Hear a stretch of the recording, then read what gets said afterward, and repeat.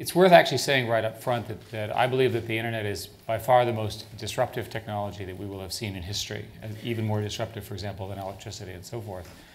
And the fundamental reason is because it has replaced the economics of scarcity with the economics of abundance. And that as the internet rolls through industries and rolls through user behavior and rolls through all the things that we're all here in this room quite well aware of, that any business that's built on a scarcity information model is completely upended. Technology is not a field unto itself. It's a manifestation of our culture. It embeds, it embodies our beliefs, our norms, our politics. And so when we think about the future of technology, think about the future of the internet, we really need to be thinking about the future of how we interact with each other, how we relate to each other, the future of who we are. I think everybody benefits when everybody's online, and I choose those words carefully. The individuals benefit, and we as a society benefit, because there's more education, more employment, people who are feeling vulnerable's confidence go up, people who are feeling isolated feel less isolated. And that's why I'm absolutely going to work as hard as I can to get as much of the UK online by 2012 as possible. People who are certain what will happen next try fewer things. Right? Now, that's an advantage of expertise in stable times, but it's a disadvantage in unstable times. Right? The flip side of that is that people who are willing to learn through incremental failure often find solutions that aren't obvious when you first look at the problem. There's this second lens through which you can look at the role of technology in society.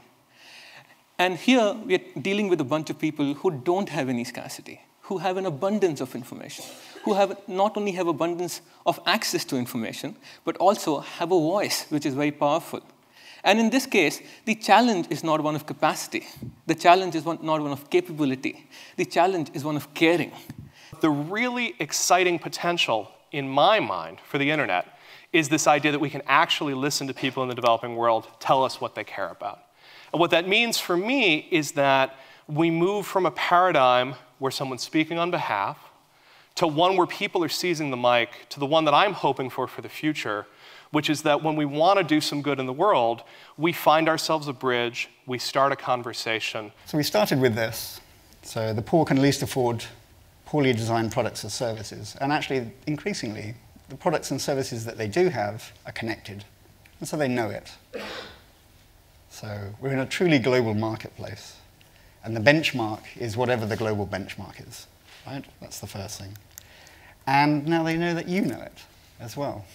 And so when you if you go into a market and you're offering something that's substandard, they'll know it, and they'll talk about it, and your reputation will be owned by them. President Obama has said, "I ran for president because I believe we cannot solve the challenges of our time unless we solve them together." The movement to open government is about creating lasting institutions for our 21st century government that engages people as individuals, as groups, as networks, working together with the institutions of our government to solve the problems of our day.